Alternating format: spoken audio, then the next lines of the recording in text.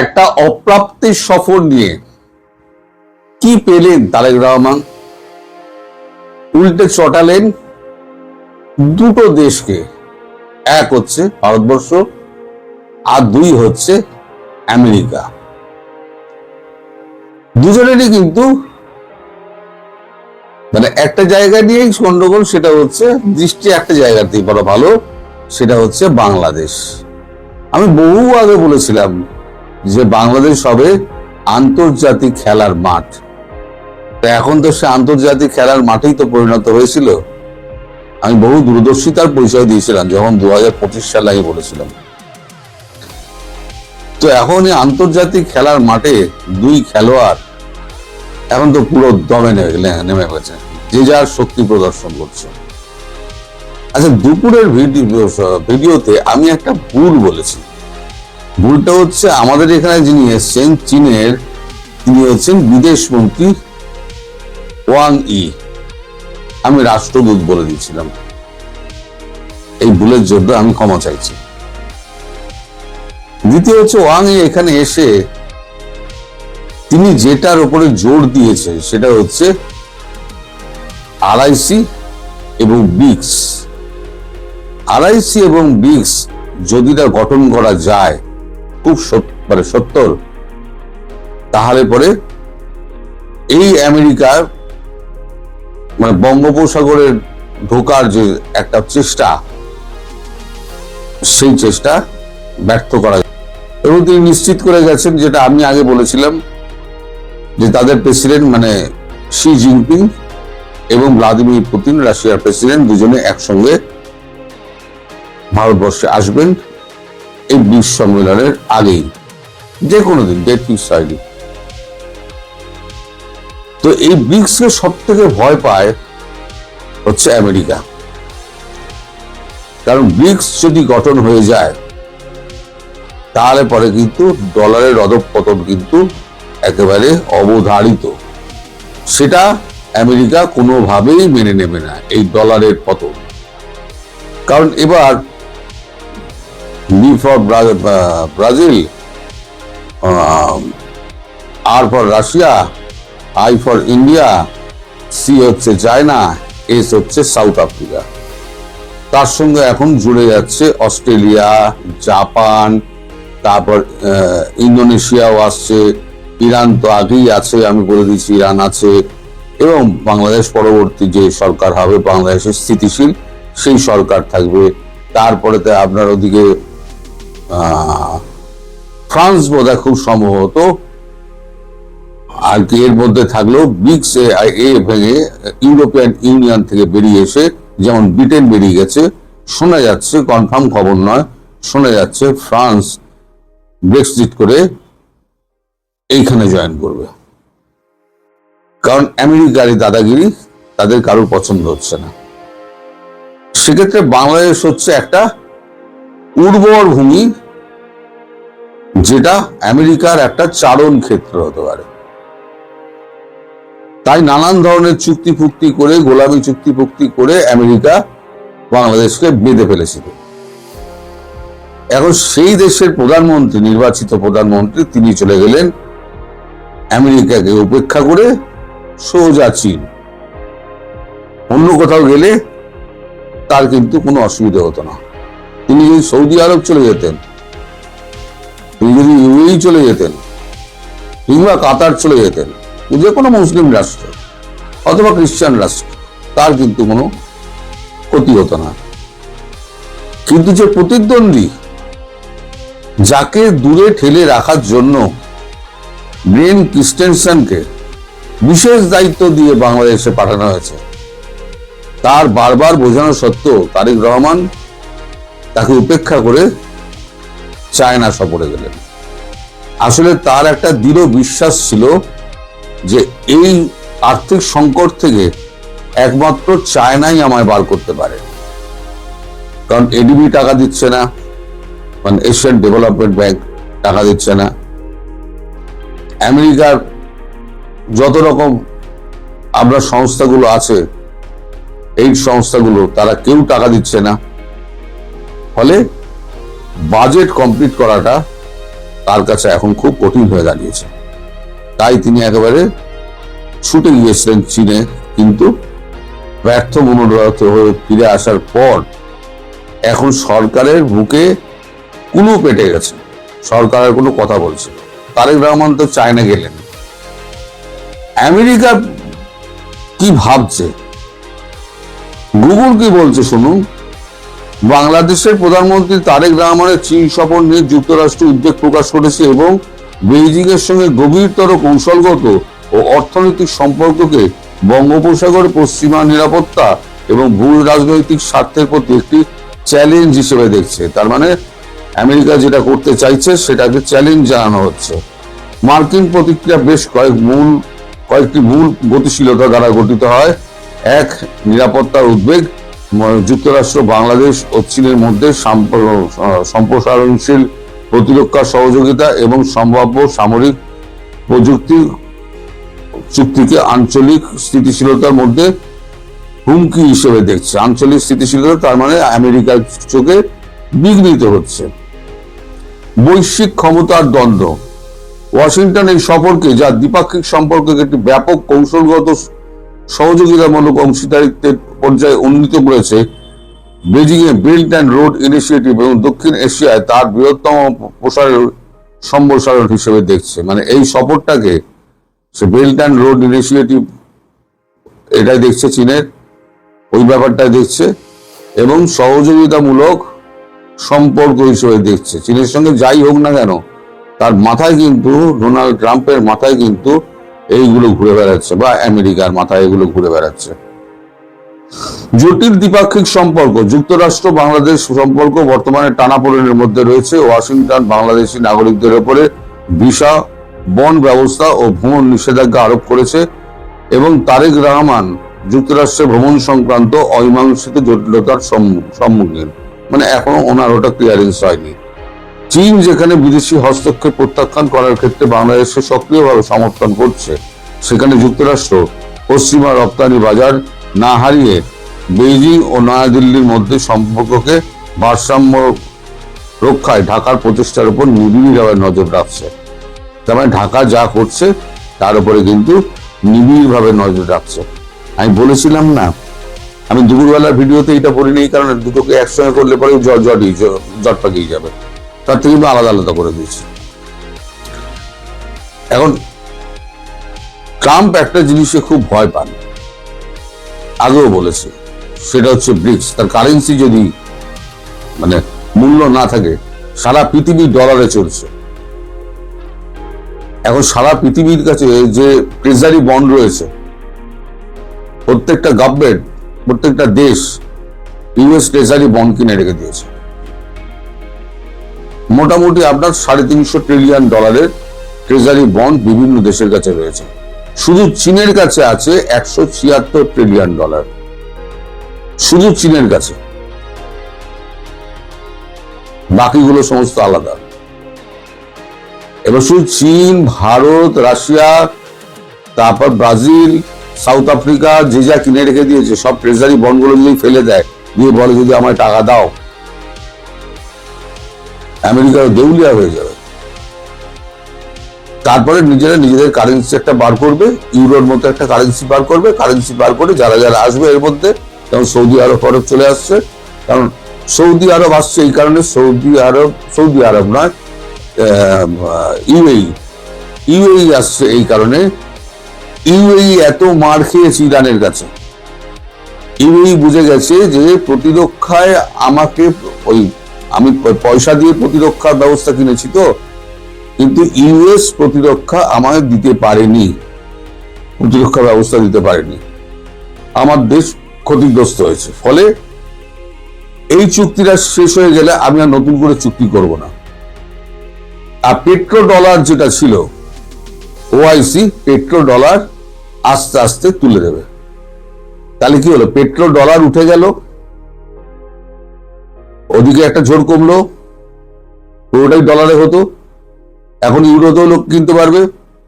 Bricks যদি একটা মুদ্রা বার করে, ব্রিক্সও কিনতে পারবে। তার মানে ডলারের ভ্যালু কমলো। তো এই যেগুলো যদি হয়, তাই চায়নাকে দূরে রাখার জন্যই তো ভারতবর্ষকে কাছে রাখা।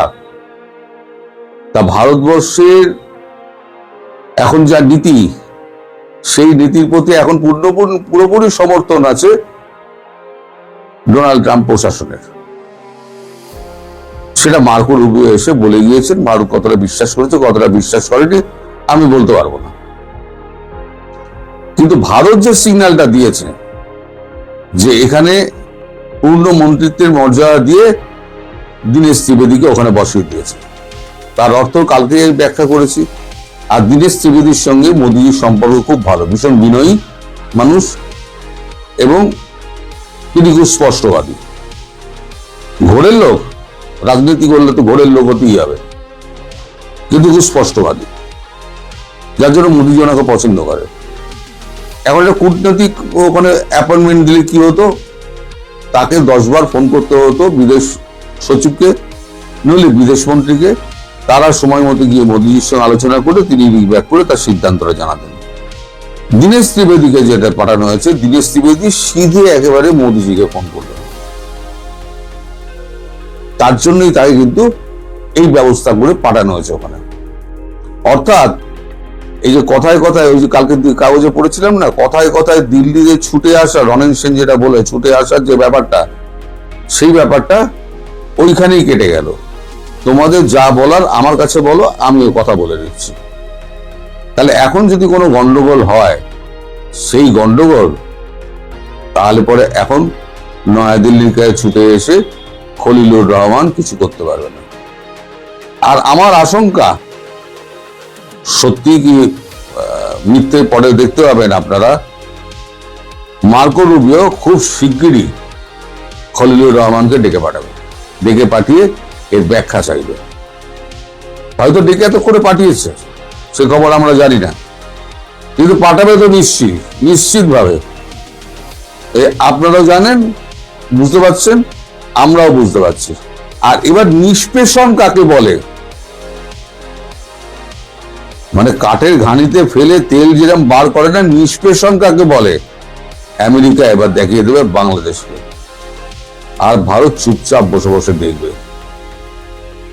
খুব বেড়েছিল বার, তারাই বলেছি পেটে দানা পানি না পড়লে তাহলে ধর্ম টর্ম সব ভোগে চলে যাবে, জানলা দিয়ে পাখি হয়ে উড়ে বেরিয়ে যাবে ধর্ম। যাই হোক, আপনারা দেখতে থাকুন। এখন তেলের ঘানিতে ফেলে রসকস কি করে বার করে, তার জন্য আপনাদের কটা দিন অপেক্ষা করতে হবে। আপনাদের কপালে চরম দুর্ভোগ, তার জন্যই আমি বলেছি দুর্ভিক্ষের জন্য তৈরি থাকুন। প্রধানমন্ত্রী চীন ভ্রমণ শেষে বাংলাদেশে ফিরে আসার পর বাংলাদেশের রাজনীতিতে ত্রিমাত্রিক কূটনৈতিক চাপ পড়বে। চীনের চাপ অব্যাহত থাকবে, ভারতের চাপ প্রবল থেকে প্রবলতর হবে, আর আমেরিকার চাপ অনেকটা বিধ্বংসী হবে। ভারত বাংলাদেশকে এই মুহূর্তে কতটা গুরুত্ব দিচ্ছে তার প্রমাণ হলো এই মুহূর্তে বাংলাদেশে যিনি ভারতের রাষ্ট্রদূত রয়েছেন মিস্টার দীনেশ ত্রিবেদী। দীনেশ ত্রিবেদীকে ভারত পূর্ণ মন্ত্রীর মর্যাদা দিয়ে বাংলাদেশে নিযুক্ত করেছে। ভারতের বিদেশ নীতির ক্ষেত্রে এরকম ঘটনা কখনো ঘটেছে বলে আমার জানা নেই। কোনো রাষ্ট্রদূতকে এভাবে মন্ত্রীর পদমর্যাদা দেওয়া হয়েছে তাও আমার জানা নেই। কোনো দেশে মন্ত্রী পর্যায়ের রাষ্ট্রদূতকে নিয়োগ দেওয়া আছে বা হয়েছে তাও আমার জানা নেই। এর আগে বাংলাদেশে যারা রাষ্ট্রদূত ছিলেন, মানে আমি যাদেরকে দেখেছি প্রথম থেকে, এরা সবাই পররাষ্ট্র মন্ত্রণালয়ের জুনিয়র এডিশনাল সেক্রেটারি ছিলেন এবং পরবর্তীতে অনেকে সিনিয়র এডিশনাল সেক্রেটারি হয়েছেন। তাদের সবার সঙ্গে, অর্থাৎ 2009 সনে যে রাষ্ট্রপতি ছিলেন তাদের সঙ্গে, 2009 সন থেকে বাংলাদেশে যারা রাষ্ট্রদূত ছিলেন একেবারে 2018-19 সন পর্যন্ত, এদের সবার সঙ্গেই ব্যক্তিগত একটা সম্পর্ক, পরিচয়, জানাশোনা ছিল, কারো কারোর সঙ্গে বন্ধুত্ব ছিল। তো সেখানে কি ধরনের ডিপ্লোম্যাটরা আসে তাদের সঙ্গে মেশার ফলে বোঝার সুযোগ হয়েছে। কিন্তু এইবারই প্রথম একজন পূর্ণ মন্ত্রীর মর্যাদা সম্পন্ন ঝানু পলিটিশিয়ান, বাংলা জানা মানুষকে বাংলাদেশে পাঠানো হয়েছে। এই সোজা হিসেবটা যদি আমরা করতে না পারি, একটা বৃহৎ প্রতিবেশী বা শক্তিশালী লোক আপনার ঘরের মধ্যে কাউকে ঢুকিয়ে দিয়েছে, অত্যন্ত পাওয়ারফুল একজন খেলোয়াড়কে, সো আপনি যদি তখন নাকে তেল দিয়ে ঘুমান, সেটা আপনার ব্যক্তিগত বিষয়, কিন্তু এটা কোনো অবস্থায় আপনার কল্যাণ বয়ে নিয়ে আসবে না। আজকের এই ভিডিওতে আমি সেই ভারতের বিষয় নিয়ে আলোচনা করব না, আমি শুধুমাত্র আলোচনা করব আমেরিকার বিষয় নিয়ে। যখন প্রধানমন্ত্রী তারেক রহমান সাহেব মালয়েশিয়াতে যাচ্ছিলেন এবং সেখান থেকে চীন যাওয়ার পরিকল্পনা করলেন, ঠিক সেই সময়টাতে বাংলাদেশে নিযুক্ত মার্কিন রাষ্ট্রদূত মিস্টার ব্রেন্ট ক্রিস্টেনসেন, তিনি পররাষ্ট্রমন্ত্রী ডক্টর খলিলুর রহমান সাহেবের সঙ্গে দেখা করলেন। তার হাঁটা চলা, বডি ল্যাঙ্গুয়েজ সবকিছুর মধ্যে একটা বিরক্তি ছিল, উদ্বেগ ছিল, উৎকণ্ঠা ছিল।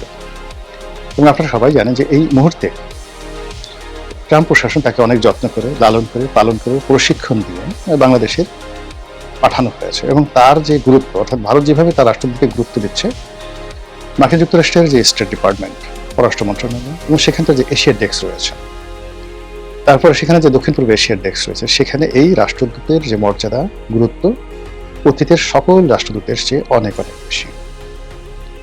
একটা সময় দক্ষিণ পূর্ব এশিয়ার উপমন্ত্রী ডোনাল্ড লু, তার কথা আমরা সবাই জানি, অত্যন্ত ক্ষমতাধর ব্যক্তি ছিলেন। ঠিক এই সময়টাতে এরকম কারো নাম শোনা যাচ্ছে না। কাজেই এখানে এই মুহূর্তে দিল্লিতে যিনি আছেন মার্কিন রাষ্ট্রদূত, তার চেয়ে বাংলাদেশের মিস্টার ব্রেন্ট ক্রিস্টেনসেন, তার গুরুত্ব আমার দৃষ্টিতে কোনো অংশে কম নয়, বরং ক্ষেত্র বিশেষে, আঞ্চলিকতার ক্ষেত্রে, মিলিটারি ইনভলভমেন্টের ক্ষেত্রে এবং ভবিষ্যৎ মার্কিন রাজনীতি এবং কূটনীতির ক্ষেত্রে দিল্লির চাইতে ওয়াশিংটন এখন ঢাকাকে গুরুত্বপূর্ণ মনে করছে, ডিউ টু চীন। কারণ দিল্লিতে চীনের কোনো অংশগ্রহণ নেই, দিল্লিতে চীনের আসলে কিছুই করার নেই।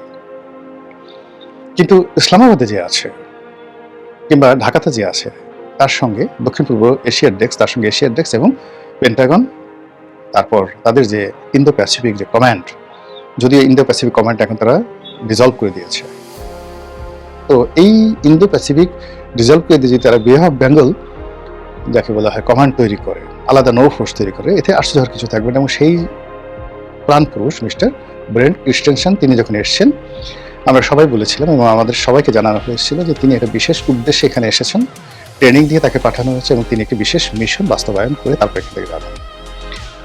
ডোনাল্ড এবং পিটার ডি হাস যে কাজটি করে গেছেন, মার্কিন ডিপ স্টেটে যে কাজটি করে গেছেন, সেটিকে যদি আপনি একটা রেভলিউশন বলেন, সেই রেভলিউশনকে, অসমাপ্ত রেভলিউশনকে সমাপ্ত করার জন্য এই মিস্টার ব্রেন্ট ক্রিস্টেনসেন এখানে এসেছেন। ডক্টর ইউনূসের প্রতি তাদের ভরসা ছিল, আবেগ ছিল, আরো অনেক কিছু ছিল, কিন্তু ডক্টর মোহাম্মদ ইউনূস তাদের সবাইকে হতাশ করেছেন। তো তার প্রেক্ষিতে যে নির্বাচন হয়েছে, তারেক রহমান সাহেব আসছেন, তার উপরে মার্কিন যুক্তরাষ্ট্রের অনেকগুলো বিধি নিষেধ, অনেকগুলো চুক্তির বাধ্যবাধকতা আর অনেক কিছু চাপিয়ে দেওয়া হয়েছে, এই কাজগুলো করো। এবং সেগুলো তারেক রহমান সাহেব সরকার এই গত 4 মাসে মানে তাদের ভাত খাওয়া বন্ধ করে, পোলাও খাওয়া বন্ধ করে, নিজের অফিসের এসি চালানো বন্ধ করে দিয়ে, অভ্যাগত মেহমানদেরকে 350 টাকার খাবার খাইয়ে, তারপরে ডিম ভুনা, করলা ভাজি, ঢেঁড়স ভাজি দিয়ে ভাত খাইয়ে, টাকা বাঁচিয়ে আমেরিকা থেকে বিমান এবং অস্ত্র কেনার জন্য যত রাস্তা আছে সব রাস্তা বিএনপি ওপেন করে দিয়েছে, যেন আমেরিকার সাথে গন্ডগোল না হয়। কিন্তু বাজেট, চলমান প্রকল্প, যেটা অর্থমন্ত্রী বলেছেন যে বিগত সরকারের আমলে অন্তত 1,500 প্রকল্প এখন অসমাপ্ত অবস্থায় আছে, যেগুলো বাদ দেওয়া যাচ্ছে না, ঋণের বোঝা বহন করতে হচ্ছে এবং এগুলোকে সমাপ্ত করার জন্য তার টাকা দরকার। কিন্তু টাকা তার নাই, আমেরিকা তো আপনার টাকা দেবে না, সে শুধু নেবে। ফলে তারেক রহমান সাহেবকে বাধ্য হয়ে চীনে যেতে হয়েছে। আর চীনে যাওয়ার ব্যাপারে এই ব্রেন্ট ক্রিস্টেনসেন সহ তার total chain, including mister Donald Trump, একেবারে চোখ দুটো গোল গোল করে বাংলাদেশের দিকে তাকিয়ে আছে। এবং সেটার বহিঃপ্রকাশ সেখানে উনি যাওয়ার আগেই পররাষ্ট্রমন্ত্রী খলিলুর রহমানকে জানিয়ে দেওয়া হয়েছে। তো এখন তারেক রহমান সাহেব বাংলাদেশে আসার পরে আমেরিকা কি করবে? আমরা কি চীনের দিকে ঝুঁকে যাব? না আমরা এই তিনটে পক্ষকে একটা মুচকি হাসি দিয়ে, কথা কম বলে, যেটা তারেক রহমান সাহেব করছেন এখন, কথা কম বলে, তারপরে সবার সঙ্গে সুসম্পর্ক স্থাপন করে, আলোকক্ষেপণ করে দেখি না কি হয়, এইভাবে আসলে সংকট, আমাদের দেশের সংকটটা সেপ্টেম্বর পর্যন্ত থাকে, মারাত্মক সংকট থাকে। তো এই সেপ্টেম্বর অক্টোবর পর্যন্ত যদি কোনো সংকট বাংলাদেশে না হয়, তাহলে নভেম্বর, ডিসেম্বর, জানুয়ারি, ফেব্রুয়ারি, এই মাসগুলো অসাধারণ যায় প্রতিটি সরকারের জন্য। এই সময়টা উৎসবের আমেজ তৈরি হয়। আর এই যে সেপ্টেম্বর অক্টোবর পর্যন্ত যদি কোনো গন্ডগোল হয়, তাহলে এগুলো সরকারকে ভোগায় নভেম্বর, ডিসেম্বর, জানুয়ারি, ফেব্রুয়ারি, 4 মাসে, ইনক্লুডিং এপ্রিল পর্যন্ত। তো সেই দিক থেকে সরকার চাচ্ছে যে ডিসেম্বর পর্যন্ত যেন একটা সুন্দর সুন্দর ভালো ভালো সবকিছু যায়, জনগণ যেন প্রধানমন্ত্রীকে গ্রহণ করে, বিএনপিকে গ্রহণ করে, বিএনপি যেন বুঝতে পারে 17 বছর পরে, 17 না 19 বছর পরে ক্ষমতায় ফিরে তারা সেই পুরনো বাড়িটিকে নতুন করে রিনোভেট করে একান্ত আপন, তার সাথে যে একটা অ্যাডাপশন, এটা তৈরি করতেও কিন্তু একটা নির্দিষ্ট সময় দরকার হয়, এবং এটা 4 মাস সময় নয়। আপনি ধরেন আপনার ছেলে বহু বছর বিদেশে থাকে, আপনার স্ত্রী বাংলাদেশে আছে, আপনি প্রবাসে থাকেন, 4 বছর পরে ফিরে এলেন, আপনি রাতারাতি মানে এই জিনিসগুলো হয় না। এই সম্পর্কটা তৈরি করতে কিছু সময় লাগে। তো সরকারের এখন আসলে কোনো একটা নির্দিষ্ট জায়গাতে তার কর্তৃত্ব প্রতিষ্ঠিত করা সম্ভব নয়, বরং সব জায়গাতেই আওয়ামী লীগের লোকজন আছে, সব জায়গাতে ভারতের লোকজন আছে, সব জায়গাতে আমেরিকার লোকজন আছে। শুধু মন্ত্রণালয়গুলোতে বিএনপি যাদেরকে বসানো হয়েছে এদের বেশিরভাগই নবীন, এবং তারা জনাব তারেক রহমান সাহেবের মুখাপেক্ষী। তাকে বুদ্ধি দিবেন, তাকে পরামর্শ দিবেন, এরকম লোক নেই মন্ত্রী পরিষদে। যারা আছেন, হুজুর যাহা বলিবেন তাহাই সত্য, যাহা দিবেন তাহাই খাইব, হাসিতে বলিলে হাসিব, নাচিতে বলিলে নাচিব, কিন্তু হুজুর দয়া করে তাড়িয়ে দেবেন না গো, এরকম প্রকৃতির মানুষ। তো সেই অবস্থাতে আমরা যারা সাধারণ মানুষ আছি, আমরা মনে করি আমেরিকার সাথে এই যে এখন সরকারের যে অবস্থা যাচ্ছে, এটার জন্য চীনকে ভারসাম্য হিসেবে আনা যায়, কিন্তু চীনের উপর নির্ভর করে আমেরিকার সাথে কোনো অবস্থাতেই কন্ট্রাডিকশন এবং কনফ্লিক্টে যাওয়া যাবে না। এমনকি তাদের সাথে যদি আমাদের যে এক্সপোর্ট আছে, আমরা যদি পুরো ইউরোপে এবং আমেরিকাতে এক্সপোর্ট না করি, কোনো এক্সপোর্ট করবো না, তবুও আমাদের কোনো সমস্যা হবে না। কিন্তু আমাদের পুরো ব্যাংকিং কার্যক্রম, ডলার নির্ভরতা, আমাদের গোল্ড মার্কেট, আমাদের আমদানি বাণিজ্য, সব জায়গাতে মানে এমন যাকে বলা হয় জাহান্নামের গজব তারা শুরু করে দিতে পারে আমেরিকা। তা নর্থ কোরিয়াতে গেলে বুঝতে পারবেন, ইসরায়েল মানে ইরানে গেলে বুঝতে পারবেন যে মার্কিন নিষেধাজ্ঞার ধকল, ইয়ামেনে গেলে বুঝতে পারবেন যে কি নির্মম সেখানে চলছে। তো কাজেই আমেরিকার সঙ্গে আমাদের আসলে পাঙ্গা নেওয়া যাবে না। আমেরিকা এবং ইসরায়েল সুযোগ খুঁজছে, এমনকি যেটা বলা হয়ে থাকে যে পেন্টাগন নিজেরা লোক দিয়ে, নিজেদের লোক ভাড়া করে আফগানিস্তানে একটা যুদ্ধ করার জন্য তারাই টুইন টাওয়ার ভেঙে ফেলেছে।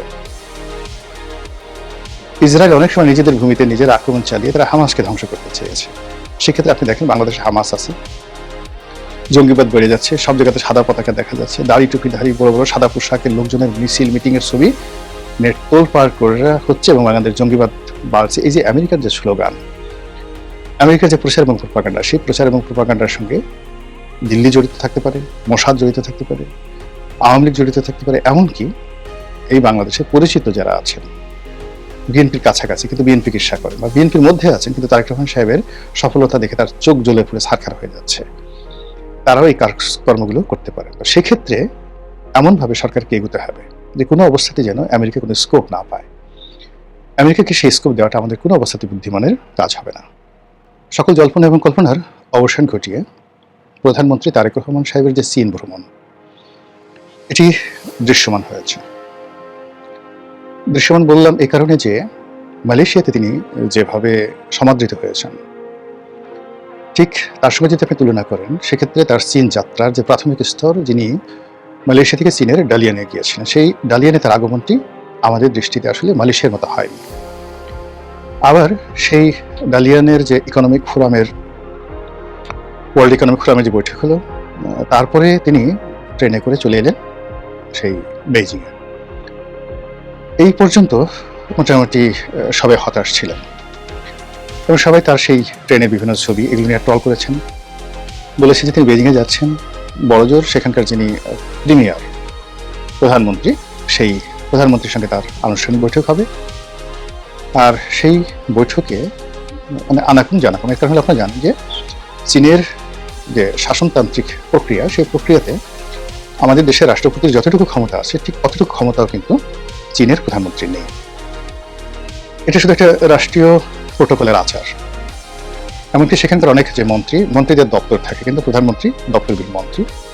তো কাজে সেই দপ্তরবিহীন একজন মন্ত্রী, তার সঙ্গে তারেক রহমান সাহেবের দেখা সাক্ষাৎ হওয়া পর্যন্ত লোকজন বলেছিল, আরে বাদ দাও, এত সোজা চীনের মন পাওয়া, এটা কি শেখ হাসিনার জমানা? এটা কি আওয়ামী লীগ যে তাল গাছের লিচা বিষিয়ে দিয়ে একদম এয়ারপোর্টে তছনছ করে ফেলবে? দেখো দেখো দেখো কিভাবে যাতায়াত করছে। তো এই যে জিনিসগুলো, এই জিনিসগুলো নিয়ে আমাদের দেশে যারা অস্থির মানুষ, সাধারণ মানুষ, সবারই বুক দুরুদুরু করে। বিএনপির লোকেরও বুক দুরুদুরু করেছে, আওয়ামী লীগের লোকজনেরও বুক দুরুদুরু করেছে। আওয়ামী লীগের সঙ্গে ইদানিং বাংলাদেশে অনেক বিরোধী দল, অনেক পক্ষ বিপক্ষের লোকের যোগাযোগ হচ্ছে, এবং তারা যে কোনো কারণে তারেক রহমান সাহেব বা সরকারের প্রতি হয়তো দেশে যারা আছেন উপরে উপরে সরকারের সঙ্গে খুব ঘনিষ্ঠতা দেখাচ্ছেন, জাস্ট লাইক এ মুনাফিক, কিন্তু তলে তলে তারা সরকার বিরুদ্ধে যত পক্ষ আছে সবার সঙ্গে তাদের সখ্যতা রয়েছে। তো তারা দোয়া করেছেন, দরুদ পড়েছেন যে আল্লাহ এমন একটা শিক্ষা দাও চীন দেশে যেন এসে আর মুখ দেখাতে না পারে। তো এদেরই যে বিভিন্ন বট বাহিনী আছে, তারপর তাদের যে সকল সমর্থক আছে তারা ইন্টারনেটে বিভিন্ন প্রোটোকলে বলার চেষ্টা করেছিল যে এই চীন যাত্রা মানে একেবারে ফ্লপ হবে, চীন মানে তাকে কিছুই দেবে না, কিছুই বলবে না, ইত্যাদি ইত্যাদি। আবার অনেকে বলার চেষ্টা করেছেন যে প্রেসিডেন্ট শি জিনপিং তার সঙ্গে তারেক রহমান সাহেবের দেখাই হবে না, দেখালে বড় জোর করমর্দন মানে হস্ত মিলানো এই পর্যন্তই। কিন্তু আমি যেটা বলেছিলাম ব্যক্তিগতভাবে আমার অভিজ্ঞতা থেকে, যে যদি বেজিংয়ে আগমন করার সঙ্গে সঙ্গে আগে ভিডিওটা দেখে নেবেন যদি কারা মানে হয়, মানে আমি এটা উনি ডালিয়ান আসার পর বলেছিলাম যে ডালিয়ানের এই পর্বটি আসলে তাদের সরকারি প্রোটোকলের মধ্যে পড়ে না, সরকারি প্রোটোকলটা হলো বেজিংয়ে। তো সেই বেজিংয়ে যখন তিনি আসবেন নর্মালি চীনের যে গ্রেট হল আছে সেই গ্রেট হলে তাকে গ্রহণ করা হবে এবং গার্ড অব অনার প্রদান করা হবে। যদি সেটা করা হয় তাহলে এক ধরনের ফলাফল, আর যদি সেটা না করা হয় তাহলে এক ধরনের ফলাফল। কিন্তু দেখা গেল যে এখানে তাকে গার্ড অফ অনার প্রদান করা হয়েছে। ইট মিনস প্রধানমন্ত্রীর নেতৃত্বে যে গার্ড অফ অনার প্রদর্শন করা হলো এটা কন্টিনিউ করবে প্রেসিডেন্ট শি এর অনুষ্ঠানে, এবং ঠিক সেম ঘটনাটা ঘটেছে। তো এরপরে তিনি গেছেন যে তিয়ান আনমেন স্কোয়ারে যে বিপ্লবীদের যে চীনিয়া বিপ্লবীদের যে সমাধিসৌধ রয়েছে সেই সমাধিসৌধে তিনি গেছেন এবং সেখানে তাকে যথাযথ আমাদের সাবার স্মৃতিসৌধে গেলে যে ধরনের প্রোটোকল দেওয়া হয় ঠিক ওইরকম প্রোটোকল তাকে সেখানে দেওয়া হয়েছে। সর্বোপরি চীনের যে প্রেসিডেন্ট সেই প্রেসিডেন্টের সঙ্গে তার কর্মর্দন, তার বডি ল্যাঙ্গুয়েজ, এটা দেখে মনে হয়েছে যে চীন ধৈর্য ধারণ করতে চাচ্ছে। তারা বাংলাদেশের যে বাস্তব সমস্যা, তারেক রহমান সাহেবের যে বাস্তব সমস্যা, এটা তারা বুঝতে পারছে। এই মুহূর্তে যেখানে চীন নিজে শত চেষ্টা করেও আমেরিকার খপ্পর থেকে বাঁচতে পারছে না, তাদের সবচেয়ে গ্লোবাল জায়ান্ট কোম্পানি হুয়াওয়ে, সেই হুয়াওয়েকে আমেরিকা নিষিদ্ধ করে দেবে এবং চীন যাতে ইরান থেকে তেল না আনতে পারে এই জন্য নিষেধাজ্ঞা দিয়ে দেবে। হাজার রকম নিষেধাজ্ঞা, চীন যেখানে নাস্তা দেবো সেখানে আমাদের মতো একটা দেশ কি করতে পারে।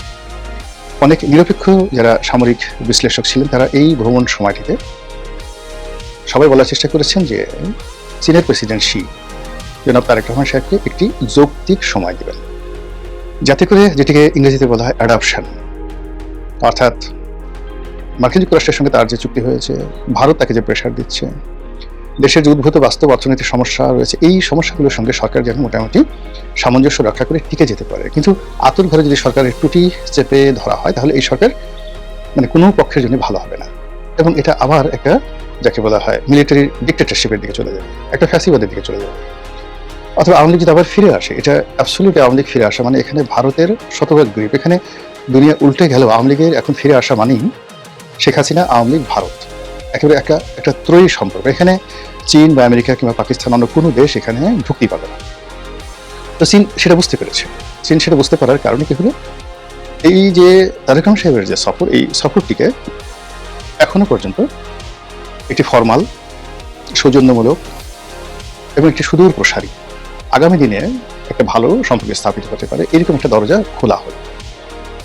কিন্তু এখানে সবার অলক্ষ্যে একটা চমৎকার খেলা মিস্টার শি জিনপিং করে দিয়েছেন চীনের প্রেসিডেন্ট। এটা যদি জনাব তারেক রহমান সাহেব ব্যবহার করতে পারেন তাহলে তার জন্য একটা চমৎকার যাকে বলা হয় ডিপ্লোম্যাটিক ইনস্ট্রুমেন্ট তার হাতে চলে আসবে।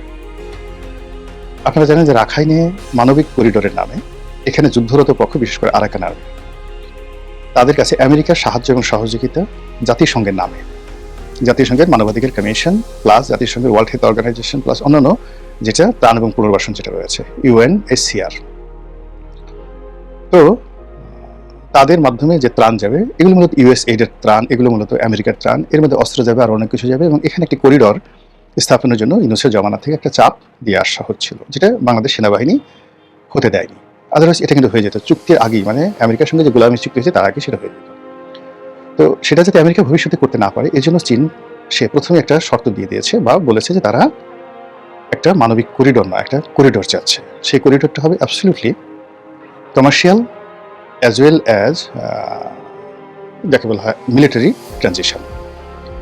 আপনারা জানেন যে প্রাচীন যে সিল্ক রুট রয়েছে, সেই সিল্ক রুট আমাদের শুরু হয়েছিল কোত্থেকে? আমাদের সোনারগাঁ থেকে। আমাদের সোনারগাঁ থেকে সিল্ক রোড শুরু হয়ে কলকাতা হয়ে পাকিস্তান হয়ে এটি চীনের মধ্য দিয়ে ইরান হয়ে ইরানের ভিতর দিয়ে যে আরব দেশে সিরিয়ার দামেস্ক নগরী পর্যন্ত গিয়েছিল এবং মধ্যে সেখানে ইয়ামেনের রাজধানী সানা পর্যন্ত যে রুটটা ছিল, হাজার হাজার বছর ধরে এটিকে বলা হয় সিল্ক রুট। চায়নার যে সিল্ক শিল্প এটি এশিয়াতে পৌঁছে দেওয়া হতো এই রুটের মাধ্যমে। It is one of the famous বাণিজ্যিক রুট। এখন সেই রুটটা আবার তারা নতুন করে চালু করেছে উইথ এ ওয়াইডার রেঞ্জ। এই রুটের একটি অংশ মায়ানমারে এসেছে। সেই মায়ানমারের রাখাইন রাজ্য থেকে তারা এটার কানেক্টিভিটি একেবারে বাংলাদেশ পর্যন্ত করতে চাচ্ছে। তো এই যে মায়ানমারের সাথে যে কানেক্টিভিটি, সেই কানেক্টিভিটির করিডোরটা বাংলাদেশে চাচ্ছে একেবারে নিখাত। আর কক্সবাজারের এই পর্যন্ত যদি মায়ানমারের করিডোর হয়ে যায়, সেখানে একেবারে সরাসরি উত্তরবঙ্গে চলে এসে তারপর তাদের জন্য প্ল্যানগুলো আছে সেটা করা তাদের জন্য ওয়ান টু বিষয়। এইরকম একটা প্রস্তাব তারা দিয়ে রেখেছে। এটা হোক বা না হোক, কিন্তু এটা নিঃসন্দেহে আমেরিকার প্রস্তাবের উপরে একটা প্রেশার ক্রিয়েট করবে। অধিকাংশ এই মুহূর্তে যে উত্তরবঙ্গ ছিনিয়ে নেওয়ার, উত্তরবঙ্গ রংপুর বিভাগ কিনে নেওয়ার, সেখানে সার্জারি চালিয়ে দখল করে নেওয়ার যে হুমকি ভারত থেকে দেওয়া হয়েছে, সেটাও চীনের এই প্রস্তাবে মোটামুটি একটা বিরাট থ্রেট হিসেবে কাজ করবে। অর্থাৎ যদি ভারত এই ধরনের ব্যাপারে কোনো বাড়াবাড়ি করে, সঙ্গে সঙ্গে মায়ানমারের মাধ্যমে মধ্য দিয়ে যেটি মানে যে করিডোর চাচ্ছে চীন, সেই করিডোর যদি দেওয়া হয়, তাহলে এই যে রোহিঙ্গা সমস্যাটি আপাতত ওই পাশে চলে যাবে অথবা বাড়বে। এটা ডিফেন্স আমাদের যোগ্যতার উপর নির্ভর করবে। অর্থাৎ আমরা এই অঞ্চলটি সেই চীনকে ট্রানজিটের মাধ্যমে পুরো এই অঞ্চলে চীন এবং চীনের আধিপত্য, মায়ানমার আধিপত্য স্বীকার করে নিলাম, অথবা ভবিষ্যতে এই অঞ্চলটিকে তাদের হাতে তুলে দিলাম। এরকম আসলে এরকম একটা যে অবস্থা, সেই অবস্থার মধ্যে যে আমরা পড়ে গিয়েছি, এটার শেষ পরিণতি কোন দিকে যাবে এটা আমরা এখনো পর্যন্ত বলতে পারছি না।